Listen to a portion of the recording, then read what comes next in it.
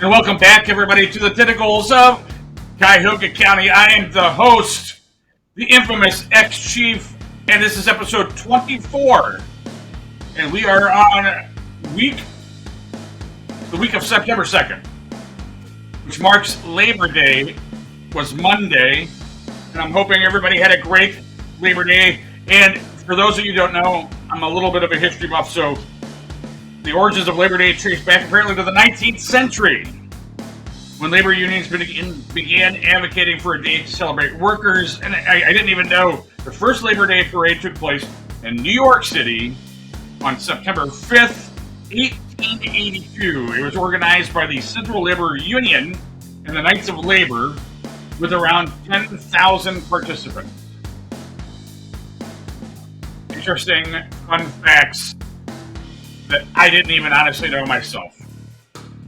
A lot of things happen over, it's amazing. I do this once a week, and the amount of things that happened over that time frame is just amazing. We, of course, had was it the 24th? I don't know. The Shaw High School reunion back in my city of East Cleveland. And I had to release a short on it. And if you haven't seen the videos, they are absurd. And it's scary. Michael O'Malley went out and triumphed his torch and stated that he was there to make East Cleveland safer by indicting 11 officers that did their jobs. And now the city is turning into total anarchy with a police-less state. Anyways, again, I am the host, the infamous ex-chief. I am the ambassador of good, preface good law enforcement officers. And folks, there are bad law enforcement officers, just like there are bad bakers, there are bad accountants, there are bad gas room attendants, bad union workers. But I'm the ambassador of good law enforcement, and that's what this show is about. Toting good law enforcement and holding government agencies accountable. That's what the channel's about, folks. So, hopefully, I've been in touch again with Andrea Mixon, who is an ex-East Canton. East Canton, not to be confused with East Cleveland or Canton proper. East Canton. She's an East Canton police officer, and I'm going to have her on. She has some. Hopefully, you guys saw the previous episode. I put up the news articles. I'll probably end up just dropping them also on this episode, so everybody is up to speed on why she resigned and how she resigned publicly. And I am excited to have her on the channel to talk about it, because a lot of her messages coincide with the same messages of this channel. So I look forward to speaking with her. That will come up on the next segment. And again, folks, we just continue to grow. I try to share my analytics of the show with you guys as much as possible. Well, I guess not as much as possible, but I try to give you updates. So we're up to 103,245 views, and I'm a little confused because the one says that we have over 2,000 subscribers. The analytics bar says we have over 2,000 subscribers, but the other one says 1968. So around 2,000. I'm good and comfortable stating that. Around 2,000 subscribers and over 103,000 views. Thank you. Thank you, everybody. Because, again, the message of this channel is important. I appreciate the continued support.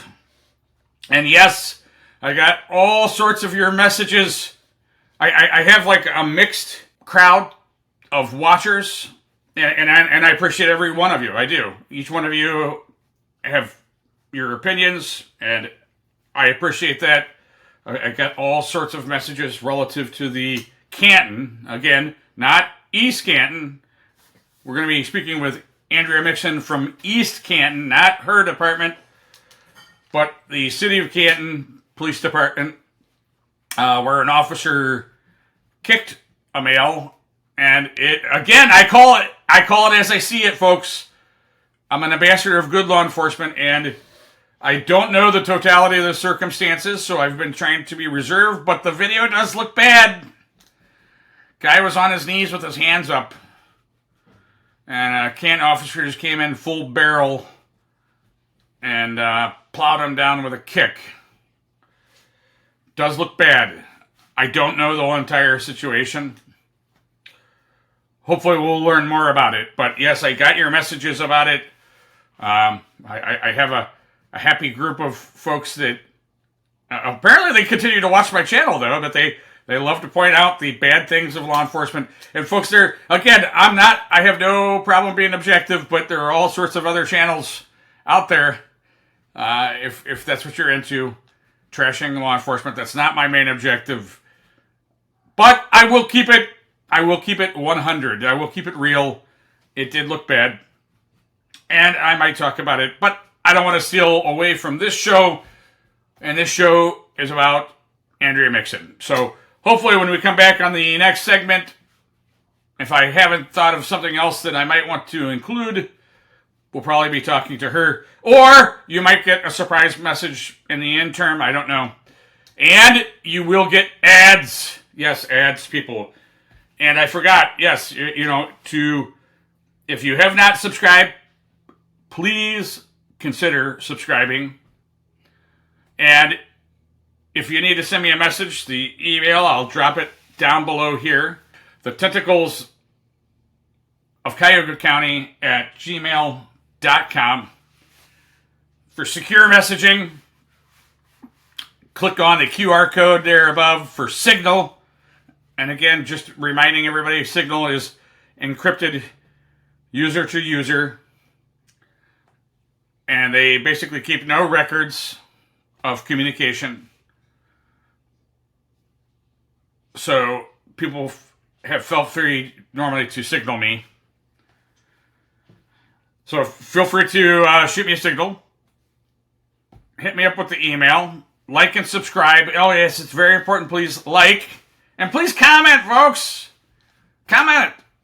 Let me know that you're watching. Even, again, I've said it before, even if you drop a poop emoji. Drop a comment telling me that I'm a bootlicker. Bootlicker is my new favorite slur that we should all embrace. Sees corporate lapdogs, government bootlicker. Bootlicker is now the new slur for 2024. Something. Let me know that you're watching. But anyways, we'll come back on the next segment, folks.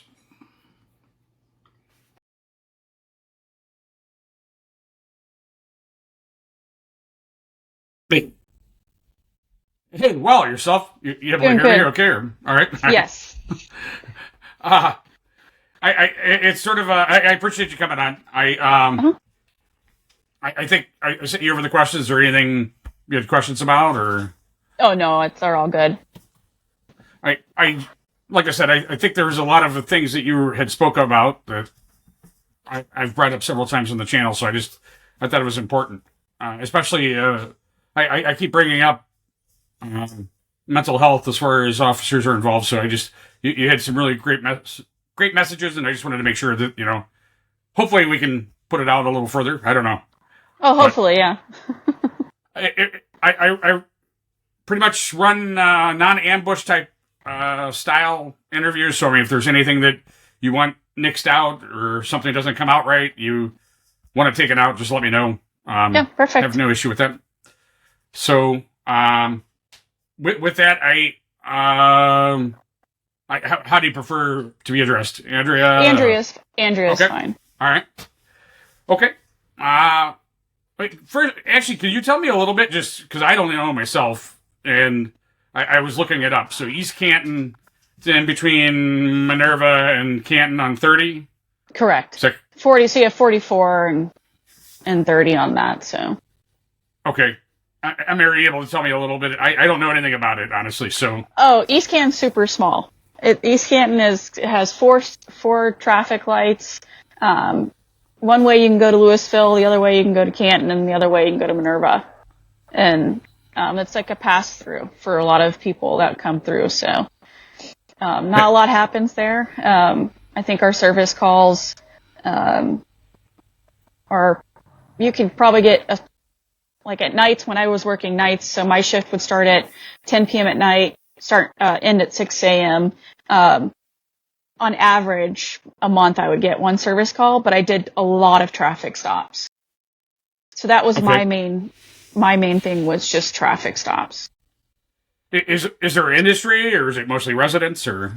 Mostly residents. There's a couple businesses. They have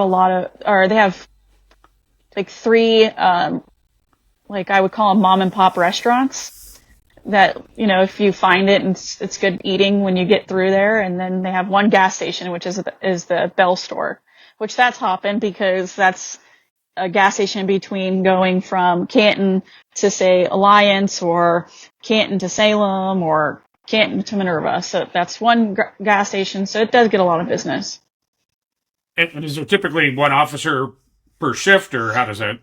Per shift. So how it normally would work is in the morning our chief would work from 6 a.m. to 2 p.m. From 2 p.m. to 10 p.m. our sergeant would work, and then I would take the night from 10 to 6 a.m. So it's only one officer. You're by yourself the entire time, unless like a county came through, which was very rare. Your closest backup would be Louisville. And how far, just so I know, how far is Louisville from you? I would say it probably takes them about in between 5 to 10 minutes, maybe.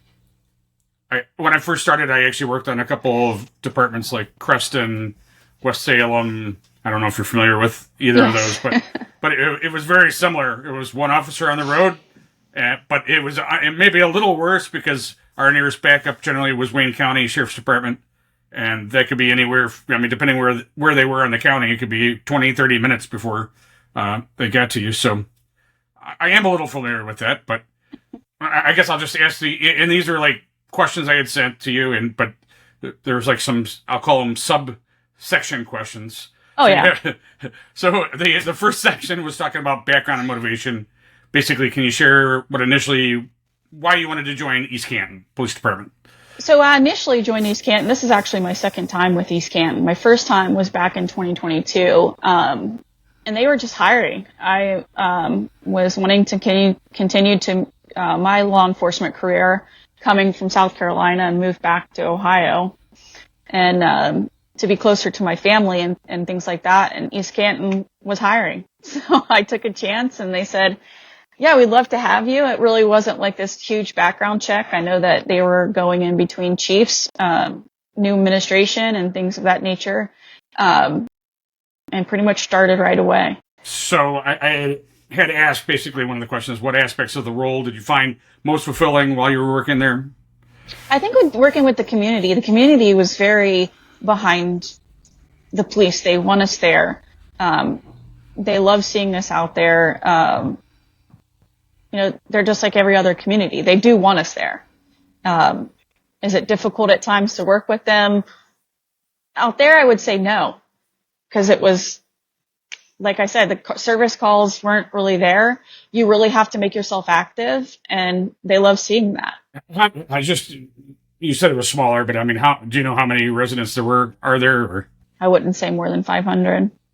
Okay. I don't even think it's even close to that. So, brought into the second question, challenges and incidents. Could you describe the incident that happened in June when you were shot at? So that evening, it was around, probably about 12 at night. So between 12 and 1 o'clock. I had conducted a traffic stop on someone that was speeding, that was coming off of 30 and coming into the town. When I got behind her, I noticed that she had expired, temporary plates. So that was my second PC for stop. So once she rolled through the light, I conducted the traffic stop, and when I approached, I noticed the smell of the odor of alcohol. So I asked her politely to step out of her vehicle because she did have 2 children in the vehicle with her. And that's when I started my investigation for DUI.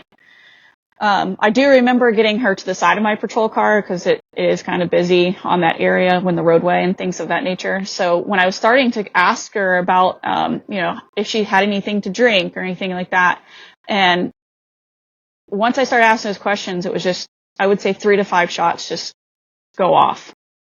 And I remember telling her to get down because to me, it was super close.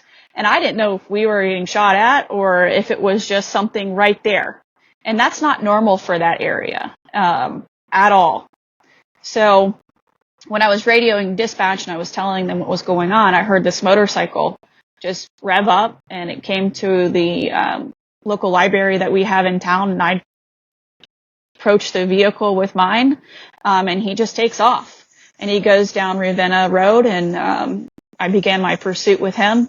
And then shortly after beginning that pursuit, I do remember him kind of going back and looking back, and I saw the pistol, and he just 1, 2 at my vehicle, and then 1 in the air, and he continued that. Going through a development closer to Louisville off of Ravenna Road. And when he cuts back through the town, he comes back on 44 towards East Canton. And that's when he goes on to Oilfield and comes back and goes around some houses, and he actually loses control over his bike. And that's when the county actually joins the pursuit with me. So the county deputy and myself got out of our vehicle, and we had the suspect at gunpoint. And we told him several times, get off the bike, show us your hands and things of that. And I really remember him saying, "You're going to have to kill me." And then he was able to get back on the bike, and we began the pursuit again. He enters back into East Canton, and eventually he wrecks his motorcycle and runs behind the house, and that's where we actually apprehended him there. Police officer shot at multiple times during a pursuit. Thanks for joining us now at 3. I'm Nicole Versansky.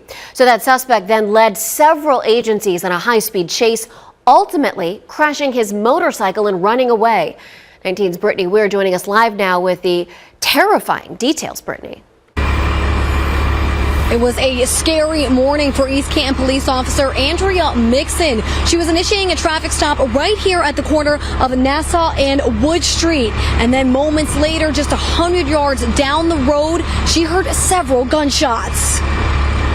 A motorcycle appeared. The guy had a gun in his hand. She could see him. It was just like a block away. East Canton Police Chief Thomas Heinerman is talking about the frightening moments before one of his officers was shot at Sunday morning. She got in her cruiser, approached him, and then he took off northbound on 44. Officer Andrea Mixon pursued the suspect, Edward Erwin III, almost into Louisville, and that is when Erwin fired his weapon again. And during that pursuit, he turned around and fired 2 more shots at her. Thankfully, Officer Mixon wasn't hit by any of the bullets. She continued the chase through East Canton, along with officers from Louisville, Hartville, and deputies from Stark County Sheriff's Office. Eventually, Erwin lost control of his motorcycle on South Wood Street and started to run away. And we're real fortunate that no bullets hit anybody. Nobody was shot. The officers, everybody was okay, even the suspect. And Erwin was charged with felonious assault, fleeing and eluding, and felony possession of drugs. After being treated at the hospital, he was taken to the Stark County Jail. But this isn't Erwin's first time running in with police. Coming up at 5, I'll share his lengthy criminal history. In East Canton, Brittany Weir, 19 News. And he was, subsequently, I don't know, is he already through trial at this point, or? I don't believe he's through trial yet. I think he has a court date this month sometime. The last thing I heard, they were at pretrial hearings. I mean, obviously, prior to interviewing you, I had read a little bit. I actually did some public records requests. I've never even gotten a response back from your department relative to this. Not even an acknowledgement that that they received my public records request. But Oh yeah, did you guys have body cameras or? we did. Oh yeah, my body camera is on the entire traffic stop and through the pursuit, all the way up until I believe I had to go to the hospital to basically pick up my sergeant and the suspect and take him to booking to Stark County Jail. Now, did I understand correctly? Did you end up finishing the shift that night? Oh yeah. Mm-hmm.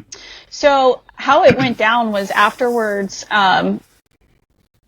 we had county take the sergeant because I had to call and not to put anybody down, but it was hard to get a hold of my chief that night. I was able to get a hold of my sergeant probably about 20 minutes after the whole incident was over.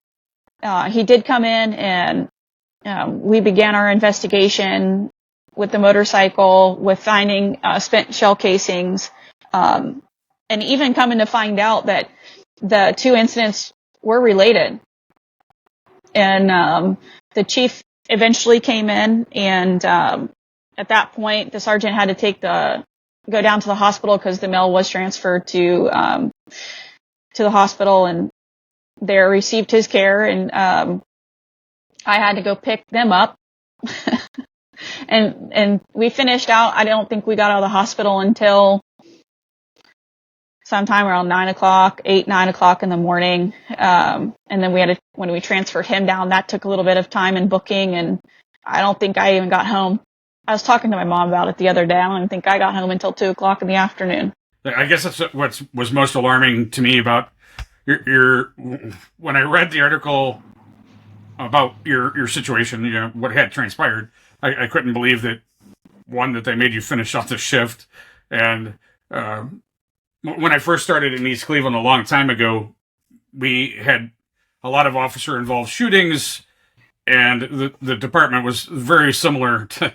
We were supposedly by policy procedure, we were supposed to receive 3 days off. Correct. No officer ever got any time off from that, and it was something that was horrific to me. And as I went up through administration, I vowed to change that, make certain that changed. So it's critical because you need that time to process. As something like that happens is traumatic. You need time to process, and honestly, some sort of. I always got my officers involved with like psychologists or therapists right off the rip, and I honestly got a lot of pushback by several of the officers. Because it's that macho mentality of law enforcement that it's very prideful. Oh yeah. I don't need help, but officers do need help. So I totally agree with that. And I mean, normally, because I've worked with other departments before, and normally within their policy, as soon as that incident is done, they actually take you off that incident, and they take another officer and say, okay, you're now in charge of investigating this incident. And then, they take you back and, they make sure you're okay and say, hey, look, we're going to be setting up an appointment for you. Before you can come back, we need to make sure you are road ready, or your day-to-day is okay, your mindset's okay to come back. That's a normal, especially nowadays, because if you think about it, if you take an officer and put them in a critical incident and you put them back on the road and something happens, that falls back on that officer, and then it falls back on departments. So that's why those policy and procedures are set in place to protect not just the officer, but the department itself. If you're aware, and again, I'm not trained, I don't know anything about East Canton. I'm not anti-East Canton, but I mean, are you aware? Do they have any type of policy relative to it, or? So from my understanding, when I first started in 2022, they did bring a new chief in, which is a great guy. Again, I'm not trying to put anybody down or anything of that nature, but the policies that were there set in place were back from 1994. Okay. And really didn't see any kind of critical incident policies from that time frame. But when he came into office, when he came and took over the chief's position, he did start putting in new policies. But the biggest problem with those policies is he's taking them from somewhere else and bringing them in. And if you look at it, because I took a picture and sent it to our mayor and said, hey, what are we doing here? Because our policies are like far in between. There's little to none. And I looked at our critical incident, and the main thing that I saw was I was supposed to be given access to a critical incident team. Yes. And that never happened. It was more like, are you okay? From my chief and from my sergeant. And, in the moment, you're like, yeah, I'm good. Like, you're checking yourself over, making sure your body's good, your patrol car is good, and your automatic response is, I'm okay. Yeah, there's actually an excellent resource. Obviously, it didn't come in good timing with you, but I mean, there's a guy actually out of Cleveland. He has an organization, and I'll make sure to put it up in post-production. His name's Clint Climb. And he's an excellent resource. He runs a nonprofit for things like that, and I wish more departments would take advantage of him. And unfortunately, most departments aren't aware of him outside of the Cleveland area. But I guess we've sort of jumped around and into it. But I mean, how did that experience impact you personally and professionally? I think it put a bad taste in my mouth when it comes to the department. And then when you look at villages and townships and that nature, they have city councils, village council members.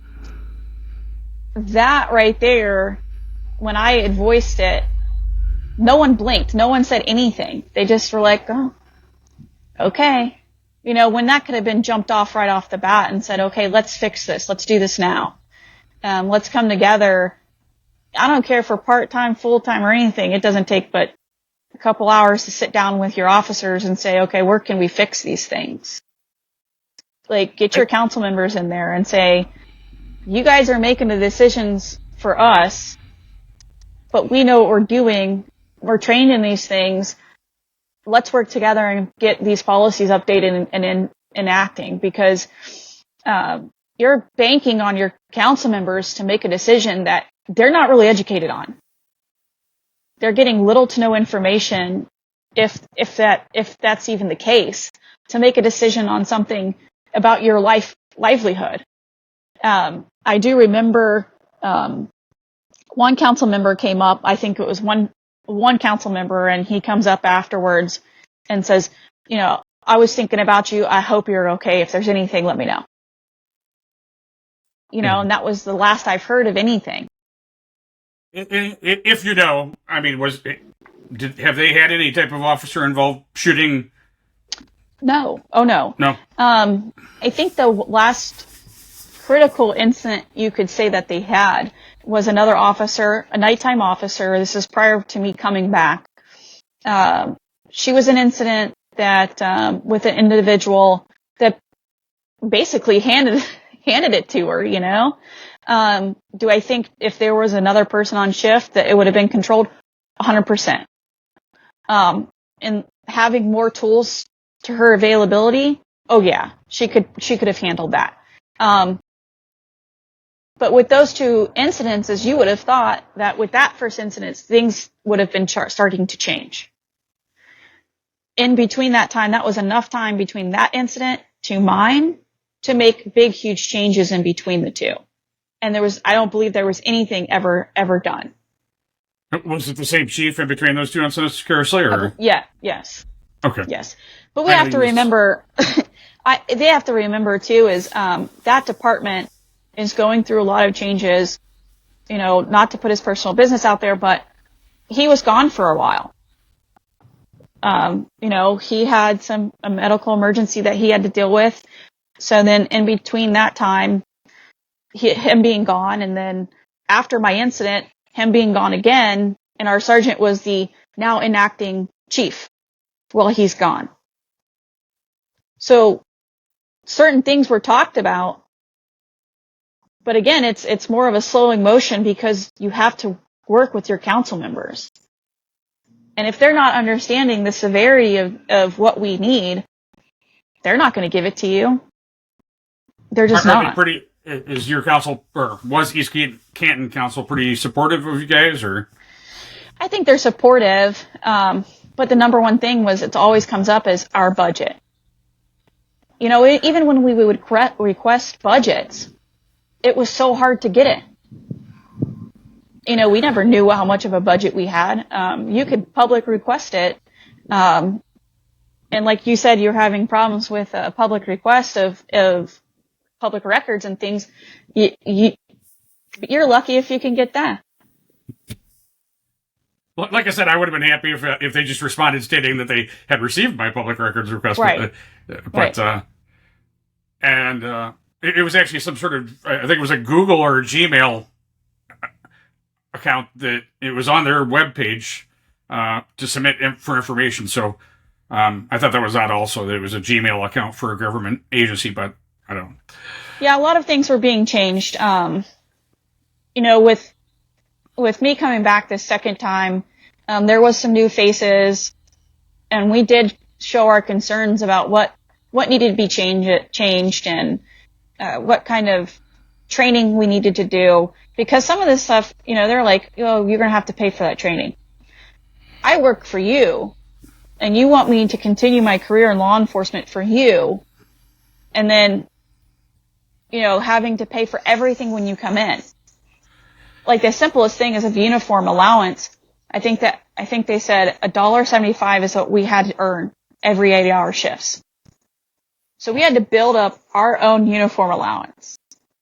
And okay. When I remember this one time, this is what irritated me the most. This is where it really put a bad taste in my mouth. You know, I took time out of my day to go research about how much uniforms would cost. And we work with Red Diamond, and I went with their lowest type of uniform that they could have possibly had. You know, a nice little tack pant, black polo, because our officers, when they're coming in, we're providing everything on our own, other than maybe a grant vest that the village gets every year. I put it together, and I produced it to the council member. And I remember one particular council member in question, I hand him the pamphlet, and he goes, I don't need to see that. My wife's an officer. And I thought to myself, if you're not even willing to look at how much uniforms that we're trying to provide for ourselves, how much this would cost, so we can do a better uniform allowance, that's just telling me that you don't care that we're trying to make a change. Especially if his wife truly is an officer, you would think that he would have even extra compassion for the effort of having a uniform and having to pay for it. Not only that, but, you know, larger departments, they can afford those certain things. You know, a larger uniform allowance. I think the last department that I worked at, it was roughly $1,000 when you first started, right? That was able to get a gun belt if you needed one, you know, one or two things of pants and a shirt, if that's what they were requesting you to have. But for him to say that, and I'm thinking, but your wife doesn't work here.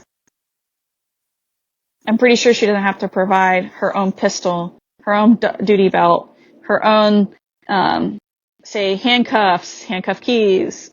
I was providing myself with my own tactical pants, my own polos. You know, you got to go get your own patches on. Not that it's complaining, but majority of the time when you see bigger departments, those incentives are there. And East Canton has zero. And especially when you're not making a ton of money to begin with, so that extra cost is huge. It is huge, you know what I mean? It's very big. And, you know, a lot of people, when I sat there and said how much I made, they looked at me and was like, you're doing that job for that? And I said, yeah, I enjoyed my job. I enjoyed it to the much where I was willing to work for that, but not for a very long time. And I also remember having a conversation with my mayor and said, after the incident, and I said, you're really going to have to look at our pay raises. That's something we really need to look at. Well, so my number 3, and again, we've sort of answered some of it, but just I'll ask it just in case there's something else you want to retouch. I was talking about departmental support and resources. How did the department support you after the shooting incident, and were there any resources or support systems that you felt were lacking? I can't remember one support system that I had. I think there was a day after where I think my sergeant at the time, he asked me if I was okay. And that was it. There was no offer of, let me take a couple days off. Now, I will say that I had a trip planned to go to Arizona because I had to go get my stuff. But that was a week or so after the incident. It wasn't shortly after where you would say, like, majority of the time where the incident happens and they say, okay, go home. We'll be in touch with you. If you have any questions or concerns, here's your person you need to call. And we'll be in touch with you. So essentially you had to finish the shift that you were working, and then when did you actually have to report back in after the incident? I want to say the next day. That's the very next day. I want to say that was the case.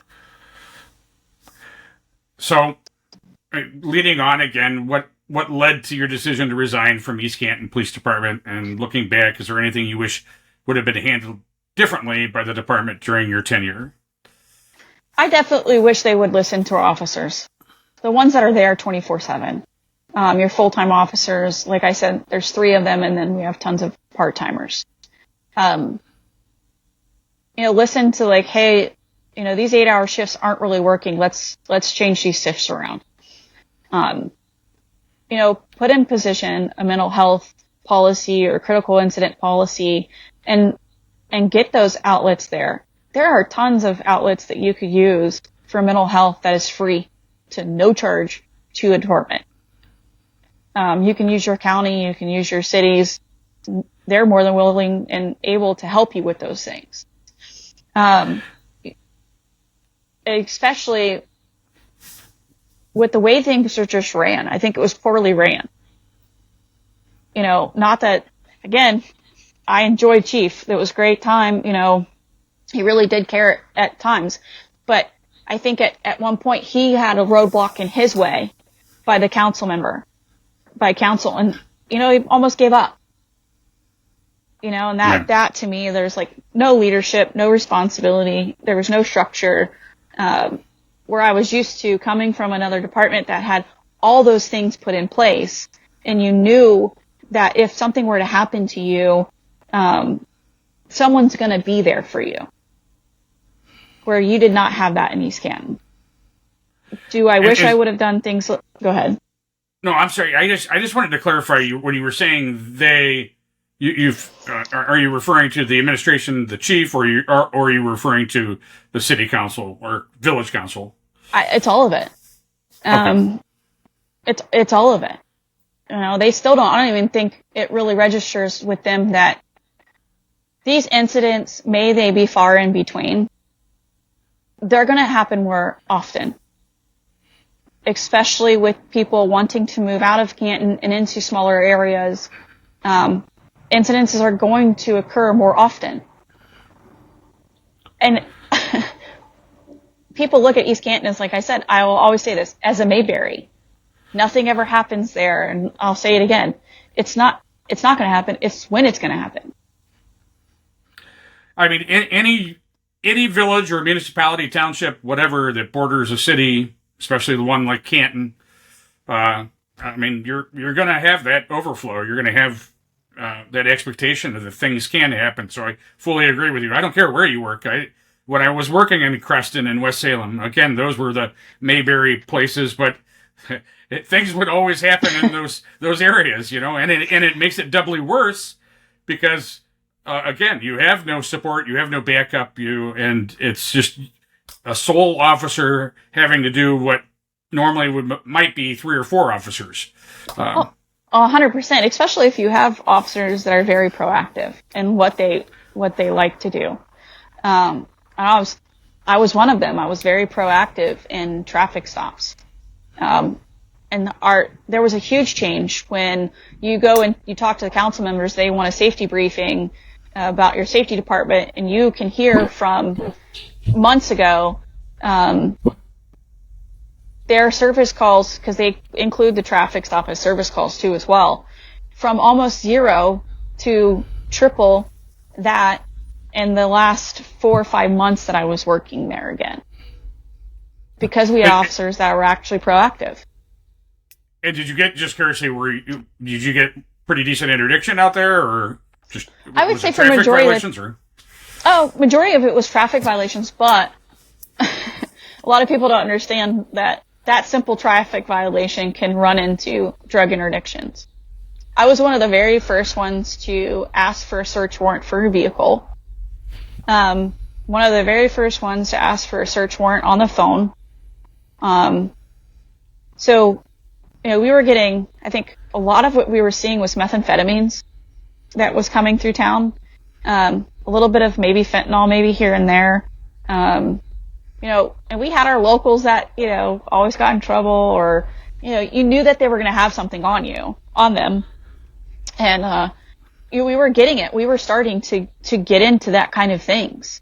I even requested to go to, a drug intervention training, to be able to better understand, once I get past a certain point, because we are working by ourselves. We have to start from the beginning. If I pull traffic and I have to do the arrest warrant, I have to do it myself. If I find drugs, I have to document that. I have to put it in evidence myself.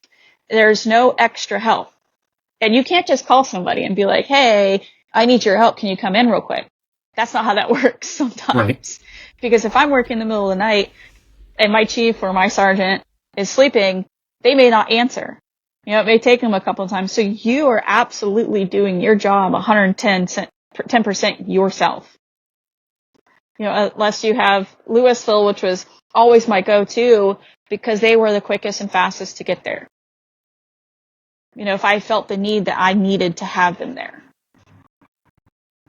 So I think you were answering, and I interrupted you. I apologize. So I think you were answering the sub question. Was there anything that you would handle differently by the tenure that you were there? I think maybe for me, I think I would have made it a point to express my feelings to the council members better.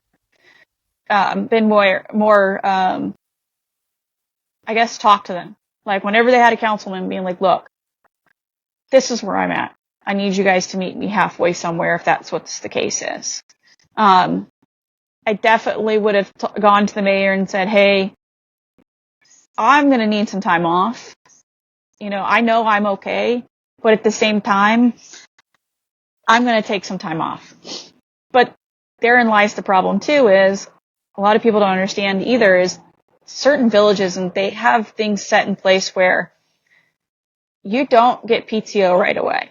Like, we didn't get PTO until a year after, which is a huge issue.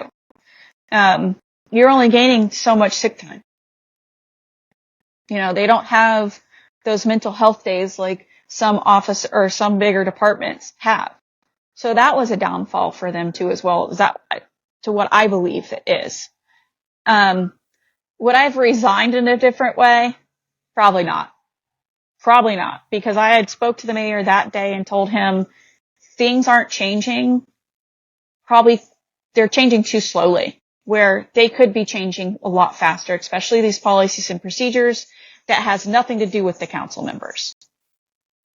Us working with, like I said, the chief was going to be out for a while, and some of our part-timers, they're hard to bring in. When you think about it, a lot of these part-timers have full-time jobs, other police work that they do. I think one guy was working at a hospital making $40 an hour. So his overtime, why would he even come work for us? If we needed him to fill in a shift, why would he even bother?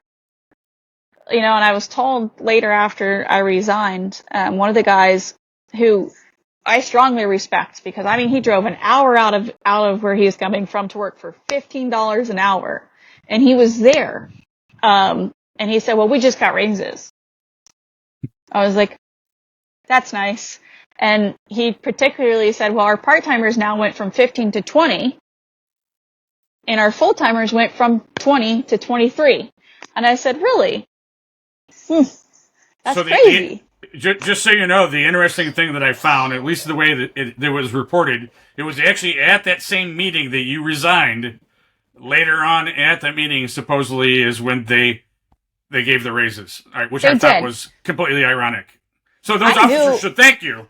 Yeah, but I knew that was going to happen. I knew that they were working on raises because, like I said, after that incident, when I was speaking to the mayor, I said, listen, I am not going to continue to work here for $20 an hour. If this is the way it's going to go, I know I can easily go to, say, Canton, Cleveland, University Hospital and make double what I make here.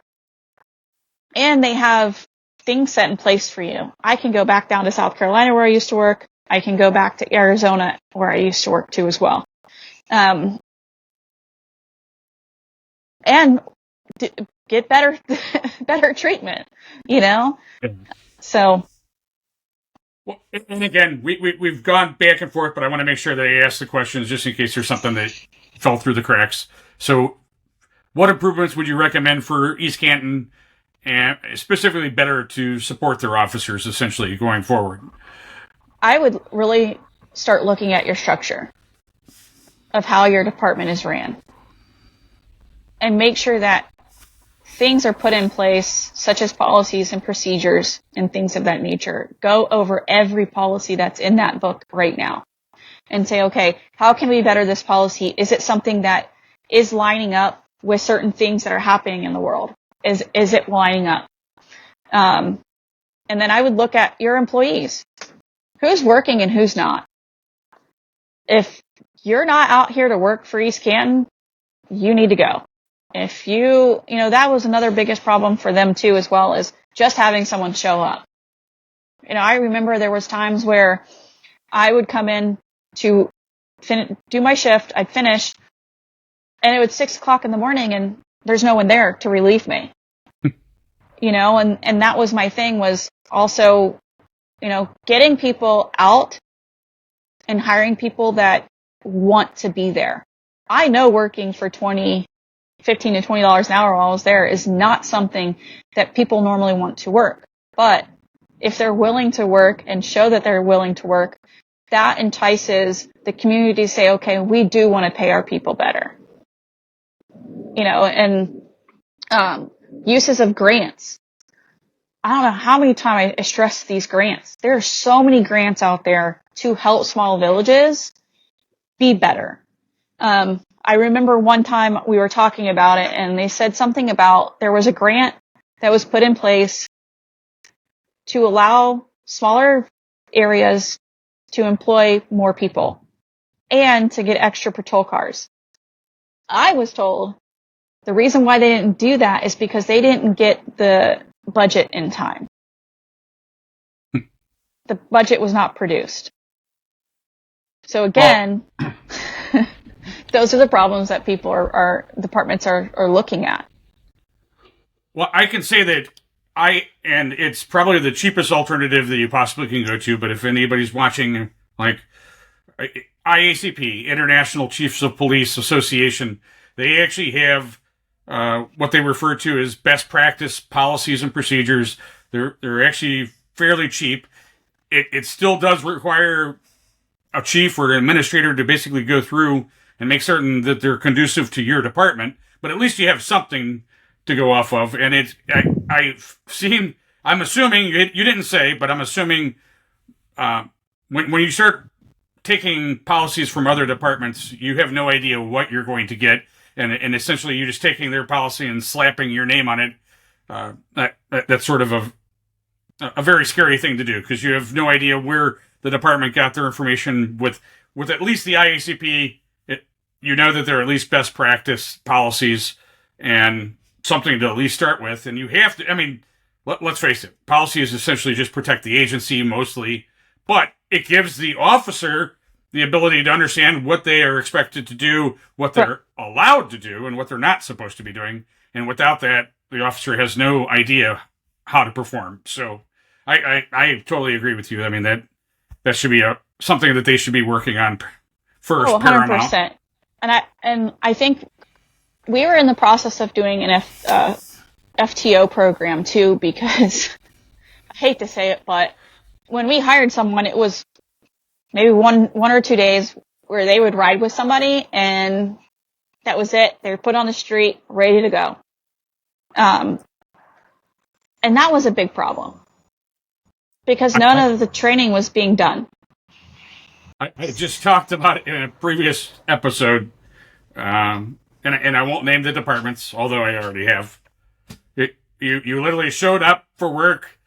Here's a map. Here's a radio. Here's the car keys. Somebody will relieve you in 8 hours. So you had exactly no idea, no training, and yeah.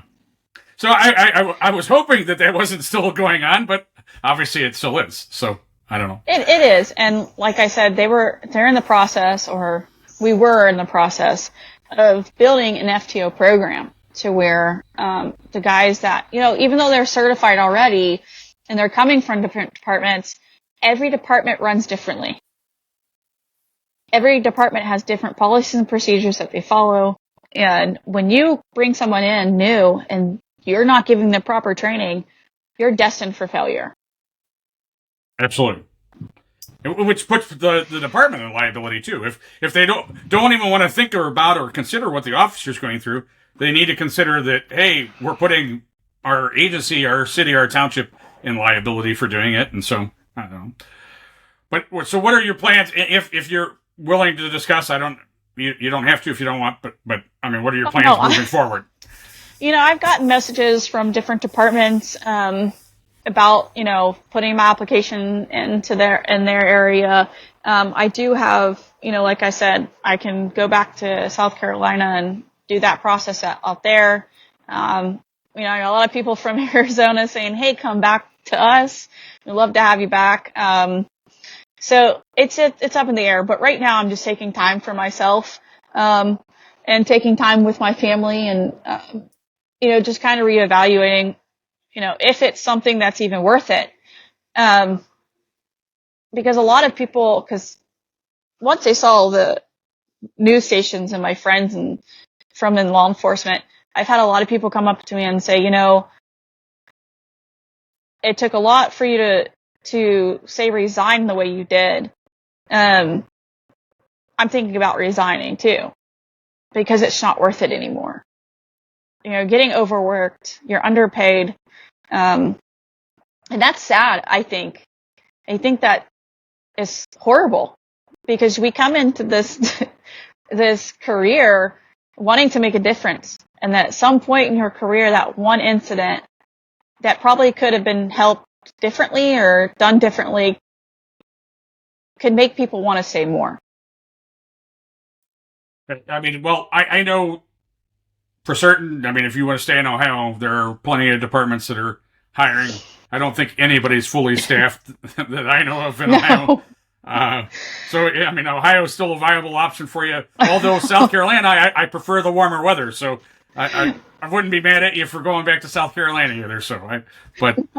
And that's a lot of people are saying, man, we should probably just go ahead and make the move back down to South Carolina. You got warmer weather and things of that. So we'll see what happens. But I would love to continue my career in law enforcement. I do still have the passion for it. I still love helping people. I still love getting into the thick of things. And hopefully that's a path I can continue. Is there anything that I haven't asked you that you wanted to shout out or anything? No, everything's been great so far. It's awesome. All right. Well, I appreciate your time, and I'll shoot. I mean, even if you just want to talk to him, he's actually a great guy to talk to. Clint Klein. I'll shoot you. He'll email you his information, and I mean, even if you just want to bounce off ideas to him about what you're talking about. Hey, do I want to stay in law enforcement or not? He's just a great guy to talk to. So. Yeah, that'd be perfect. You never know. I might be able to give that information to someone else too. So. Okay. All right. Well, have a great rest of your day. All right. Thank you for having me. Thank you so much. Thank you. All right.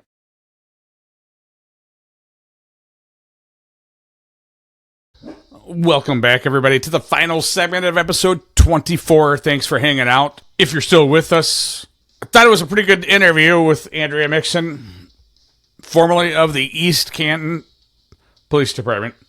And I thought her message was pretty resounding on messages that I try to convey and talk about on the show here. So I wanted to make sure that her message got out. Now, in fairness, again, I talked through the show about public records requests made to the East Canton Police Department, and now I'm even more befuddled because they denied me. And I'll post it here. They denied the entire case file, citing that their village attorney advised them to withhold everything on the case because it was still pending investigation. Now, I'm a little confused what's pending. It's already in trial, according to Andrea at least. It's in pretrial. But that would be quite irrelevant relative to there's certain things that almost always have to go out, folks. Body-worn camera, there are some exemptions, but everything's like redaction exemptions. Like if there's a small child, the child's face needs to be redacted. If there's HIPAA information, medical information that's being discussed, that has to be redacted. But you can't just blindly state, blanket, say, nah, we're not going to release any of it. 911 calls are never exempt, and I'm not stating that a 911 call existed for this type of call, but 911 calls are not exempt. I shouldn't say not ever, but it's such a rarity that a situation exists to be able to exempt it. You might as well just say you could never exempt it. Face sheets, offense incident reports, are generally not exempt. And again, because when they cite that there's an ongoing investigation, that's what a supplemental or investigative report is for. The offense incident, again, just names the main points, the where, when, and how of an incident. It's very generalized. And those generally are not able to be exempt from public records request, whether there's an investigation going on or not. So I found it very interesting. I did file a claim with the Ohio Court of Claims. I'll post that as well, and we'll see what they say. But anyways, enjoy the rest of your week. Thanks for hanging out with me.